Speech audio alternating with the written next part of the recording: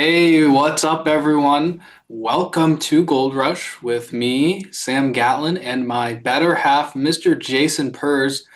I was calling him Waldo before we got on this show, and he made a good joke that his shirt is actually a prison shirt representing Silver getting out of prison, getting out of this nearly 50-year nothing burger and breaking out to new all-time highs. So we'll go with that, Jason. He has the Silver shirt on today. I am in Athens, Greece. This is my last week here, and it is completely pouring rain. I went down the street to get some food earlier today.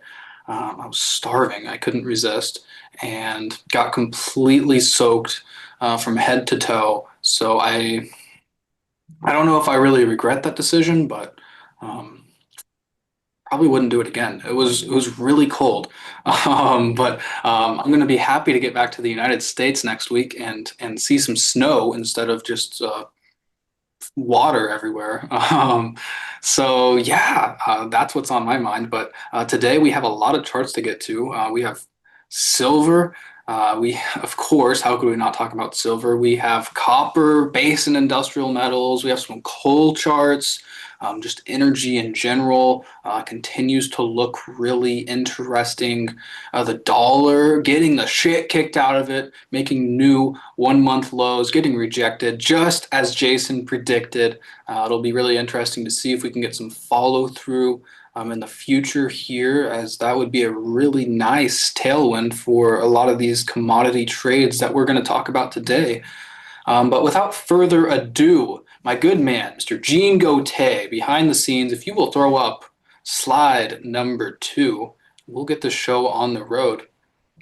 So I really just wanted to start this show today talking about silver priced in major currencies around the world, because this is a big moment in history. You know, silver hasn't gone anywhere since 1980 during that Hunt Brothers squeeze, and now silver is breaking out across the world together in unison, not just in US dollars, not just in euros, but everything. So here we have silver priced in euros. We have silver priced in Swiss francs, new all-time highs.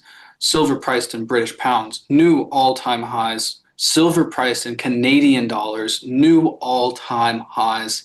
Silver priced in Japanese yen, new all-time highs. And silver priced in United States dollars, new all-time highs.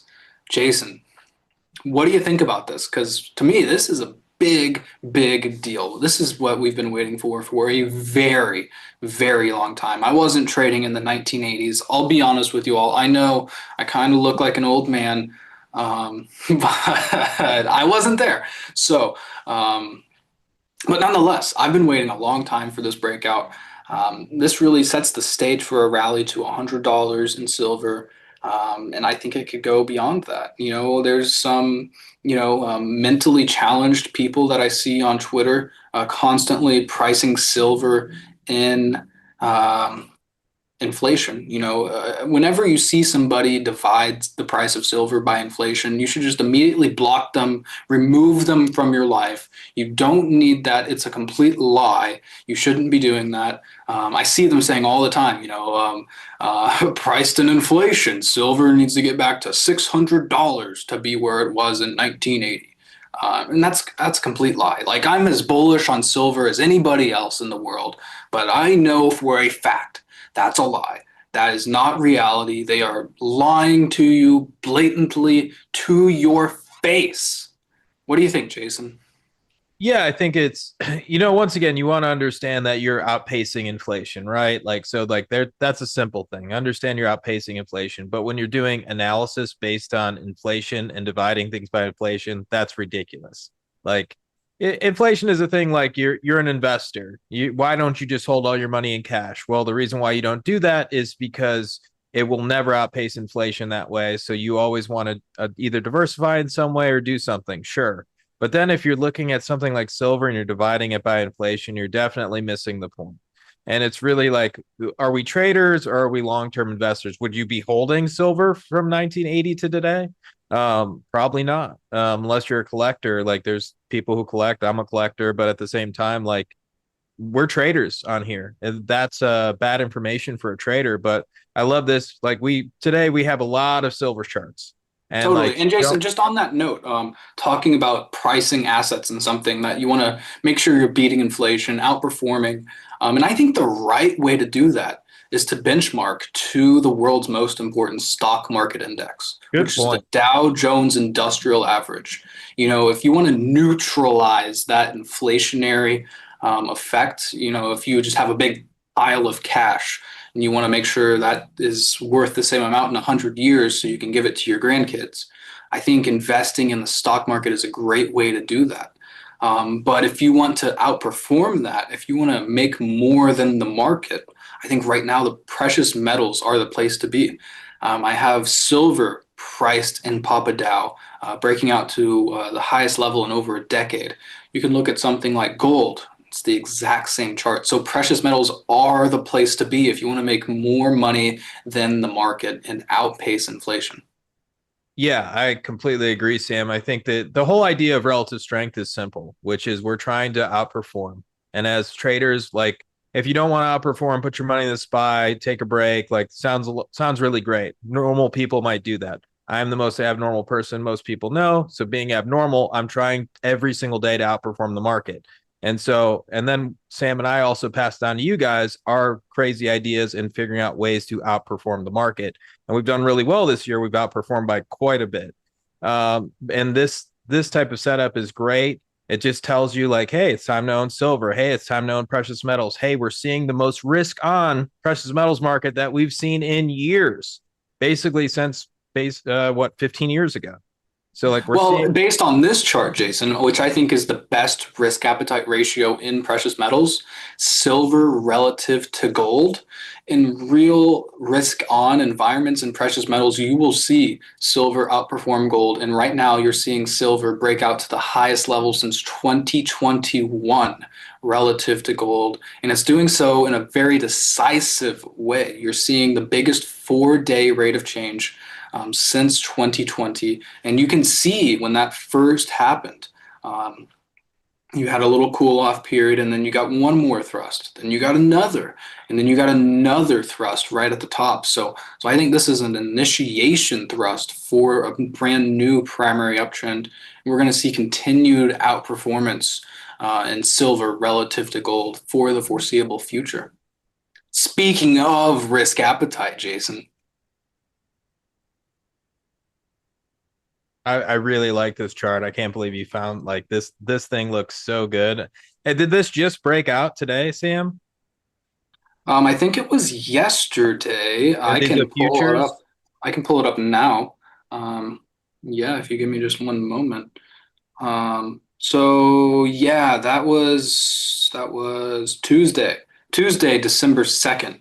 Now you're getting a little pullback today, down 2.33%. But zoom out. This still looks fantastic. Yeah, it's a huge move, and just simply looking at this one and going like, hey, we're above those levels. We've been stuck under those for a long time since 2021. And so now seeing that that's breaking out and seeing like year over year, like people keep asking me this, Sam, and I just found it funny, which is, oh, what do you think about the gold miners underperforming with gold outperforming? I'm like, what are you looking at? It's if you look at the gold miners and you're like, okay, gold miners up almost 150%, like across the board. Like if you average them all out, all the ETFs, like I think GDX is the lowest one currently, and what's that, 135%. So like Well, they're up I like 150. to benchmark to the day gold broke out on March 4th of 2024. And if you look at that date, you have silver up about 110%, gold almost at 100%, and then all of the miners are like double that. So like you have the silver miners up like 200%, a little over that. So that's kind of how I think of it. Miners are doubling the performance of the underlying rocks. Yes, you just don't want to look at it on, like a lot of people look at these things on either short-term time frames or some other weird metric, and it's really like you want to look at it over a long-term time frame. Sam's looking at how the entire precious metals bull market has moved since it started to move.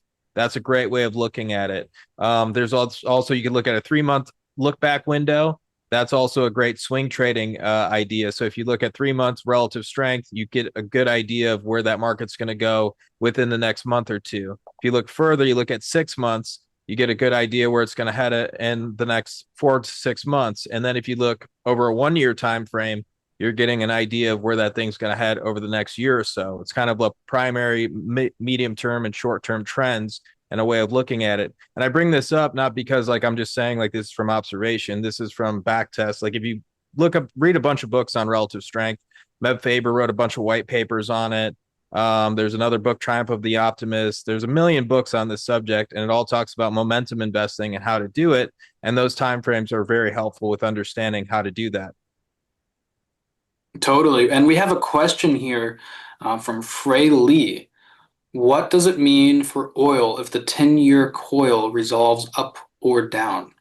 For me, I think specifically talking about copper, Jason and I have been saying that if the 10-year yield gets to 10%, we will see $10 copper.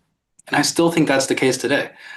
So I think a breakout in the 10-year yield is extremely bullish for commodities, specifically Dr. Copper. But if you look at the 10-year yield overlaid with something like the XLE, it's like the exact same chart. So I have a hard time believing that a breakout in the 10-year yield would be bearish for energy at large. The relationship isn't as clean with crude oil itself, but higher yields are a good thing for commodities, in my opinion.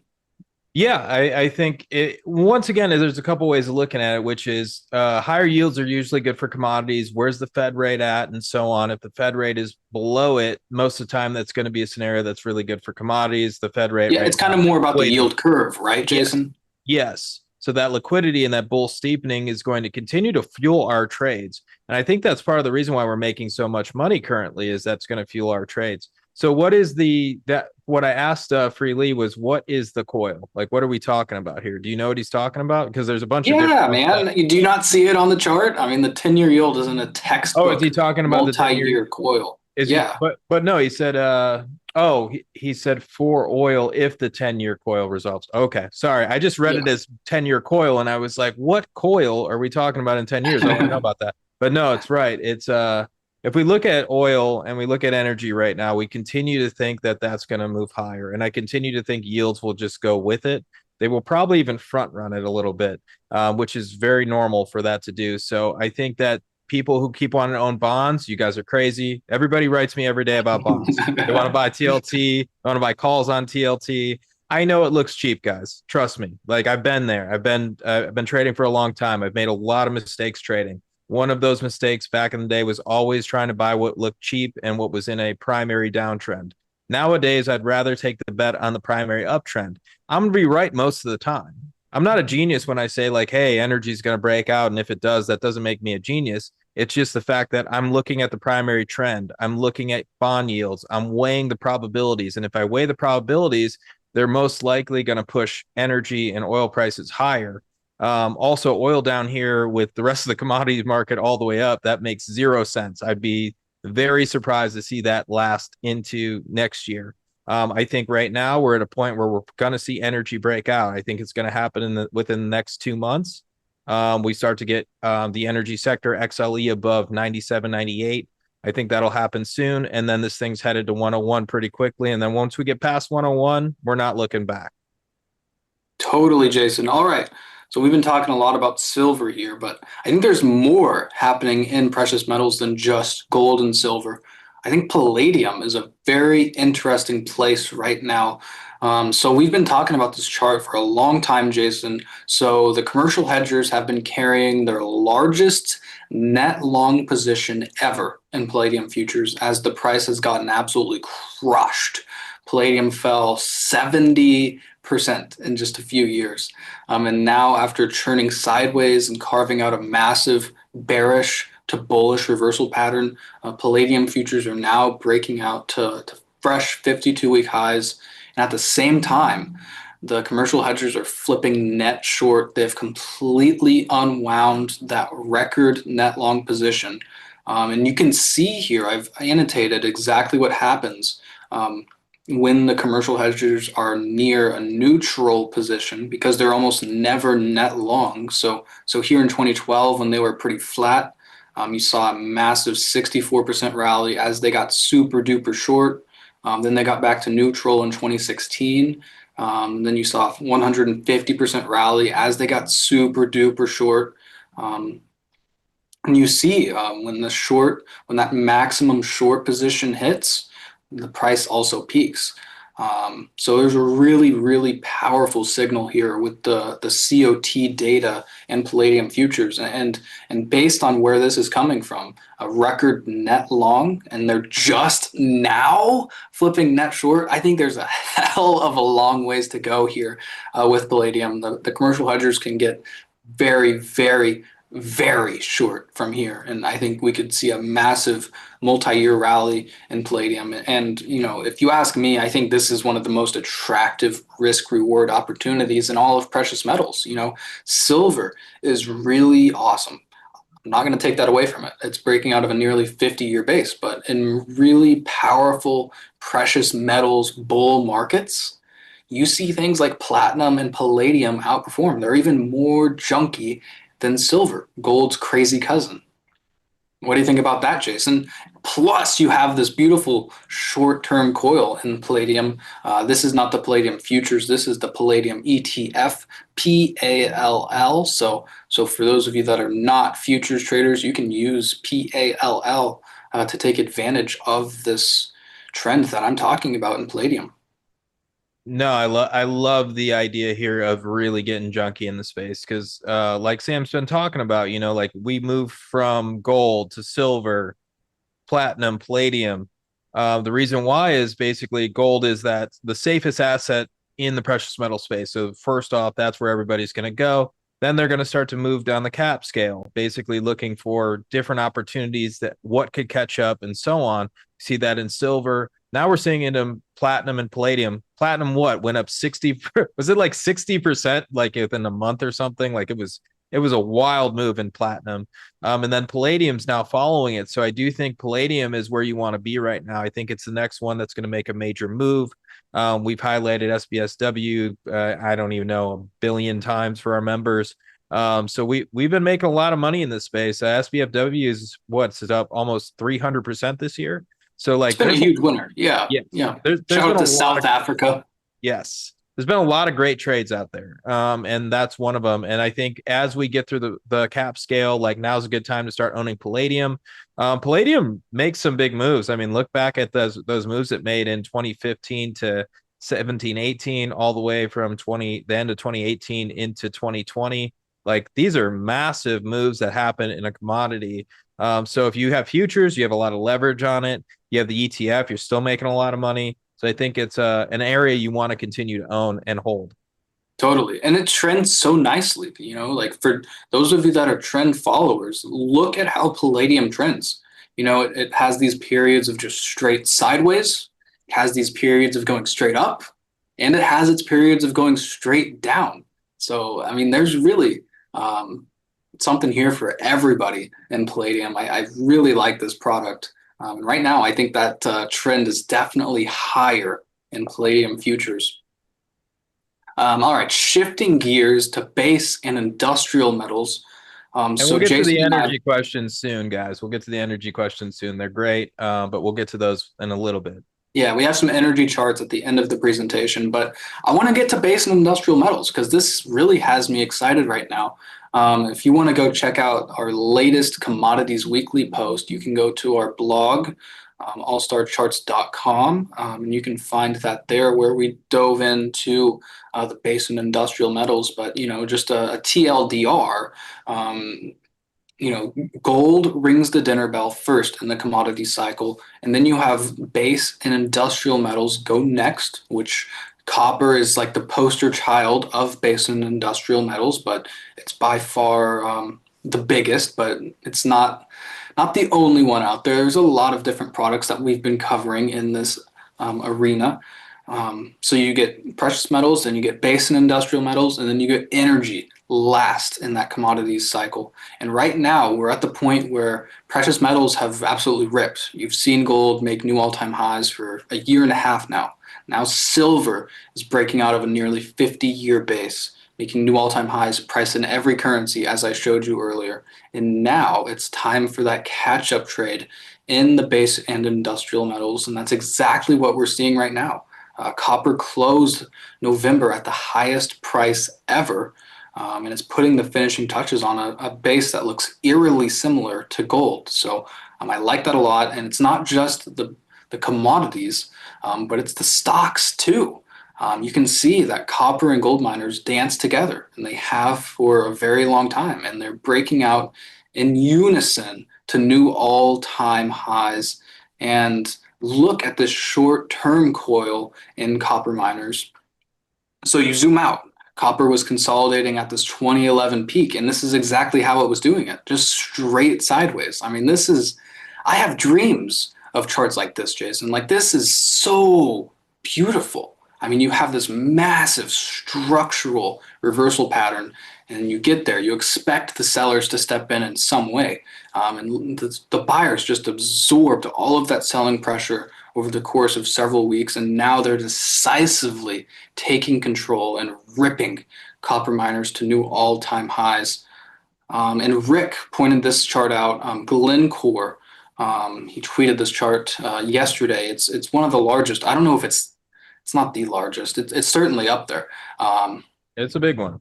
Yeah, they're kind of a big deal. I don't know if you heard of Glencore, but they're a massive commodities trading company and very involved in the base and industrial metals. And you can see they're decisively reclaiming that COVID low anchored VWAP. So, across the board, if you look at the smallest base and industrial metal stocks, they're ripping. If you look at the biggest ones like Glencore, they're also ripping. So what do you think about this base and industrial metals trade, Jason? Because I am very excited about it. Yeah, I think I think we're just moving through the cycle. And the thing, we highlight all the time the way the cycle works, but what you guys get to see from our posts, from the videos and so on is the way we're trading it.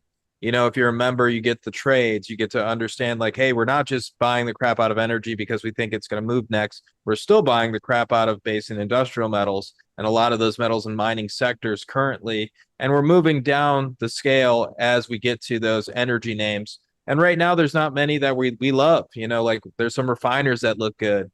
There's some areas that look good. But for the most part, we want to see the sector broadly start to move. And we're getting close to that.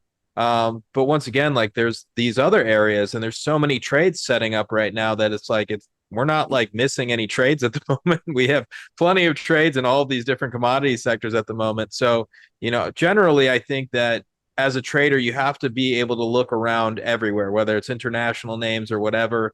And so there's just so many different things that are moving right now. They're all moving smoothly, nicely. So once again, I just want to be long. I want to be long all these commodity sectors. I want to be long all these commodity stocks. I think there's a lot of money to still be made in this trade. Totally, Jason. And this dollar chart is a really big one. I mentioned it at the top of the show, but the dollar has gotten slammed recently, breaking down to new 1 month lows, finding resistance at the shelf of former lows. This is exactly what we talk about all the time, Jason. Polarity. It's such a beautiful thing. Former support turns into resistance. That's what's happening right now in the United States dollar. I think the big question on everybody's mind is, are new lows on deck for the dollar? I think they are. I think that we're going to continue to see this trend exactly the way I've been thinking for a while, which is that big move down that happened at the beginning of the year was just the beginning.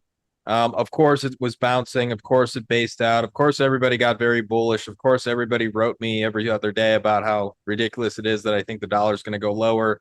And of course, it bounces right off the zone we would have thought. And we highlighted before that it was going to bounce off of. You had the anchored VWAP hit that level. You also have a lot of resistance at that level.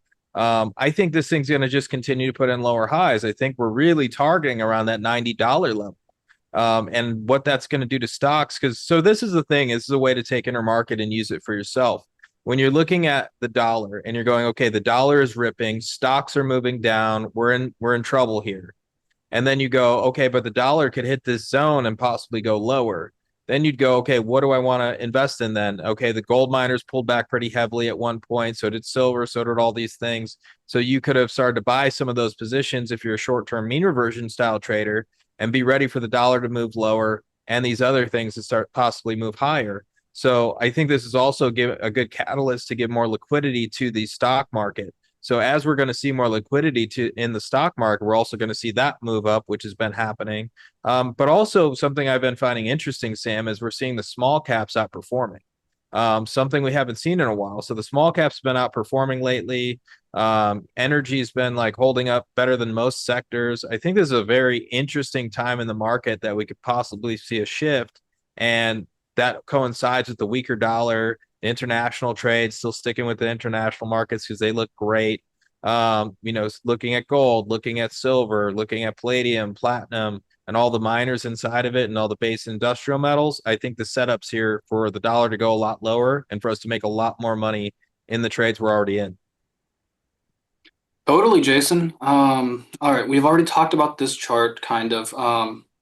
As you can see, metals are dramatically outperforming energy, and that's why we are so bullish on the metals. And, we think that energy will participate at some point, but, right now, energy is not where the relative strength is. It looks very constructive, and I think it'll have its time, but, today is not that day to be holding a massively overweight energy position. And then this just shows the same thing.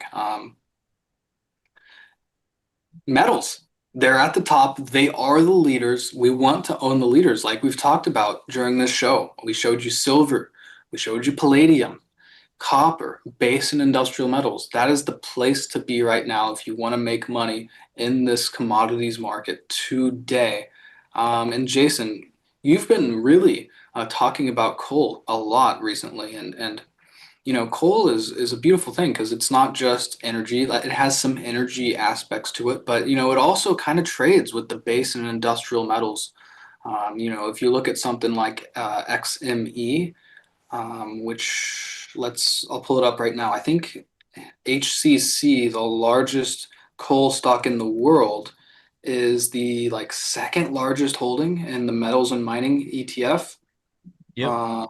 Yeah, it's the third largest. So you have Hecla Mining, I think that's a gold stock. Then you have Alcoa, an aluminum stock, and then Warrior Met Coal, HCC, the third largest holding in the metals and mining space. So, what do you think about coal? Is it more of a metals and mining trade, or is it energy, or is it both? How do you think about that?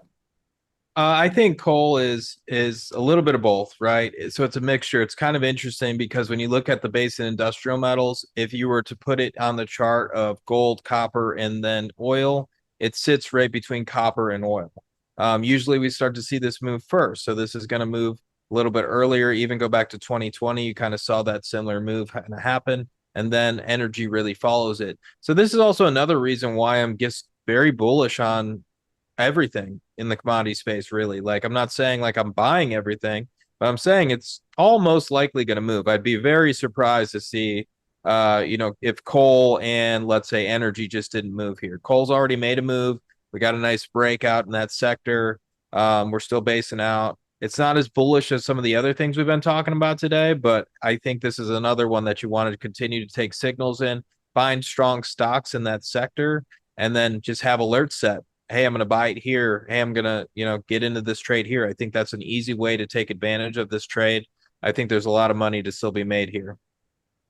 Totally, Jason. It looks fantastic. I like a lot of the setups. I was going through all the coal stocks this morning, and yeah, I'm into it, definitely. Yeah. So 10-1, everybody, dude. a little homework assignment for you. Go through your coal charts today because they look great. All right, Jason, we have a question in the chat. One of the main goals of the Trump administration is to drive down the cost of energy for the consumer. Just look at the price of gasoline coming down to low levels. In view of this, why would you think oil is going up? So let's talk about news, politics, and stuff for just a second. So, number one, the news has been telling you that there's a ton of production here in the United States. We have an oversupply issue in oil and so on. The IEA recently revised that down. I've been talking about it for a while. It's like you can't just like will more oil into existence. It's not how it works. So that started to move down already. Next thing is, yes, the president can get on TV and every day and say, like, this is our view and this is what we want to do. That doesn't mean things happen. It means that sentiment wise, like people can get spooked. It means short term prices can move down. But in the long term, it's not going to hold the price down. You can't manipulate a price. It's kind of like people talk about stock manipulation all the time, and they think I can't trade because the J.P. Morgan or this guy or that guy has this much information, and I don't have an edge, and blah blah blah because of all the manipulation. People have been talking about the silver market for years. Oh, I can't trade silver. Why? Well, it's manipulated by J.P. Morgan, so therefore I can't do it. I mean, it's literally like number one, like let's say that all that's happening. Great, who cares? You can't control that, so don't do that as a trader.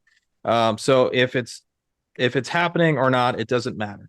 But we want to continue to buy these things as we get the signals and not care what is happening with Donald Trump or whatever Santa Claus or whatever person you really look at for information. I love what Kenny Glick says it all the time, that he is the manipulator and not the manipulated. Yeah.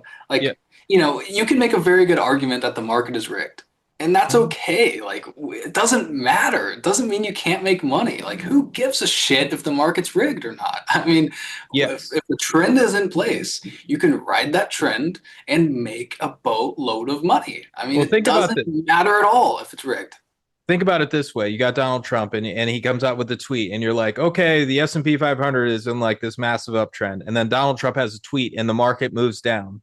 Does he continue to hold the market down? Is there some way of him holding it down over time? And the answer is no. It's the same thing with like gasoline, oil, energy. It's like, yes, he could say, this is my idea. I don't like inflation. But once again, what's he doing on the other side? Well, he's going to remove a Fed chair and make sure rates are low how he wants them. He wants rates low. He wants more quantitative easing. What's that going to do to energy prices? Well, it's going to make them go a lot higher. So once again, it's like you can look at what it's like the man behind the curtain, like look over here, don't look over here. Like really, he's trying to talk about things that people want. Like people want lower prices. People want this. However, if he really wanted real low prices, he would just go and raise rates. Like you could raise rates to 10% and you'd have the lowest prices in history, and he could be the president with the lowest prices. However, that's not what really is going to keep him in office. What keeps somebody in office is high stock prices, because guess what? We don't have a lot of like saved wealth in the United States. Everybody's kind of moved into retirement accounts. So most of their money's in retirement accounts. Who votes? It's older people over younger people. They have a lot more assets, whether it's houses, retirement, whatever. Also, who's going to inflate your real estate? Well, that's also Donald Trump. He's going to be in there cutting rates and making sure real estate prices stay high. So all of these things will continue to fuel the commodity cycle. And the commodities are telling us this. Like if we were looking at a different scenario and I wasn't seeing gold moving, copper moving, coal stocks moving, and so on, I wouldn't even be talking about it. However, with the cycle moving the way it is, with the fundamentals set up the way they are, it is definitely set up for oil prices, commodity prices generally to continue to move higher and inflation to continue to move higher. Bill in the chat says oil did bad and solar did good during Trump's first term. That's absolutely right. That's true. Bill. Yep. Look at solar. Solar is ripping. We didn't bring any charts today, but that's certainly a place that we've been watching. Solar certainly looks good. So second lesson real fast, which is all right. When you go all the way back to Joe Biden's term. Joe Biden, what sector did the best then? Well, it was energy. Well, what happened at coal? Sorry, coal even did better than energy. But like out of the spider sectors, it was energy. And so what were the analysts all talking about? Well, if Trump gets elected, you want to buy energy, you want to buy banks and so on. 2020 after Trump or Biden gets elected in 2020, banks, energy, that was where you wanted to be. And they said if Biden gets elected, you wanted to buy technology, you wanted to buy software stocks and crypto and all this, and those got killed that year and the years coming up after that. Energy was the best performing spider sector for 4 years under Biden's term. Politics are just bullshit. Like, let's be honest. Like, it's bullshit. It's horse shit. Stay away from it. It sounds cool. It's kind of like fundamentals. Like, they sound great. I could sound very smart and talk about PE ratios and all this shit, but none of it really matters. The only thing that really matters is the price and what direction it's going and how that looks relative to everything else. And so that's what we continue to do here. Even this chart, we're looking at price relative to everything else. We're looking at oil prices being massively undervalued compared to stocks at the moment. And when we get to that danger zone is most of the time when this thing turns around, and we're there right now. So it's make or break time for energy. Not saying, like, once again, I'm not saying go out there and buy the crap out of some oil stocks right now or buy even oil. Waiting for oil to get above 80, wait for XLE to get above 97, 98. And then you're going to see this thing move. Totally, Jason. Well said. We have a question from Frey Lee asking about cattle and grains. So with the live cattle futures going back up, does that mean that grains will go down?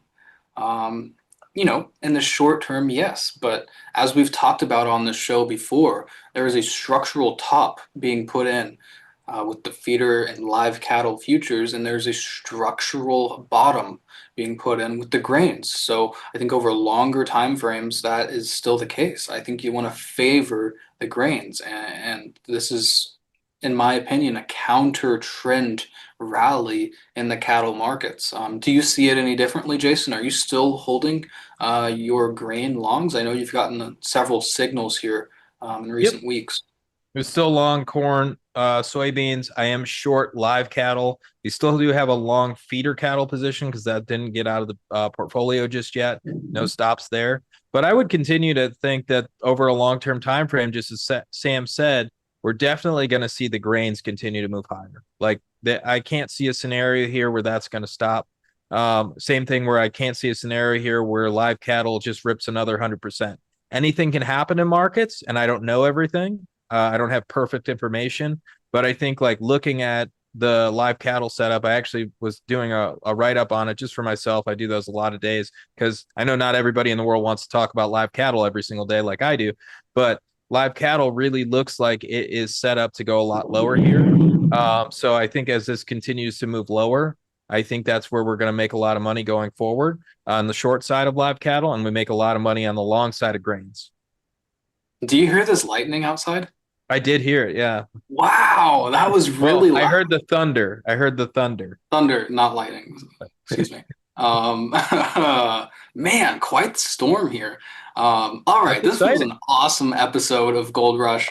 If you all enjoyed this, you should check out the rest of the research that we do at All Star Charts Gold Rush. There is a link in the YouTube description for you to check out all of our research, but just a TLDR, we cover everything in fixed income, commodities, and currencies every single week. And it's not just the futures that we're trading. We're also outlining individual stocks because we know a lot of you don't trade futures and want the stocks. So we're here to give the people what they want and to make a ton of money. And that's exactly what we do at All Star Charts Gold Rush. So if you want to check us out, it's $12.99 a year. And click the link in the description to learn more about us. But I just want to thank all of you for being here and making this a great show for everyone. Shout out to Bill and Frey Lee and Rondell and Trip Davidson. All of you, thank you for being here in the YouTube chat. For all of you other viewers that weren't in the chat, what are you doing? Come chime in next time. We'll be here again next Thursday for another episode of Gold Rush. And we'll have a special guest, a very special guest that you will not want to miss. Yeah, we'll see you there. Until then, try to stay safe out there and try to make some money. See you guys later.